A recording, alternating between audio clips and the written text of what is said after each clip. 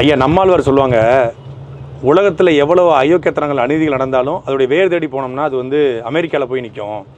தமிழ்நாட்டில் என்ன அநீதி நடந்தாலும் அதோடைய வேர் தேடி போனோம்னா கோபாலபுரத்தில் போய் நிற்கும்னு. இப்போ இந்த கள்ளக்குறிச்சி கருணாபுரத்தில் ஒரு மிகப்பெரிய அநீதி நடந்திருக்கிறது. 51 உயிர்கள் போயிருக்கிறது. கிட்டத்தட்ட 100 பேர் அரசு மருத்துவமனையில் சிகிச்சை பெற்று வராங்க, எல்லாருக்கும் தெரிஞ்சது. இப்போ இதோடைய வேர் தேடி நேரம் வரும்போது இங்கே வந்து நிற்கிது. இதை கொஞ்சம் ஜூம் பண்ணுங்க.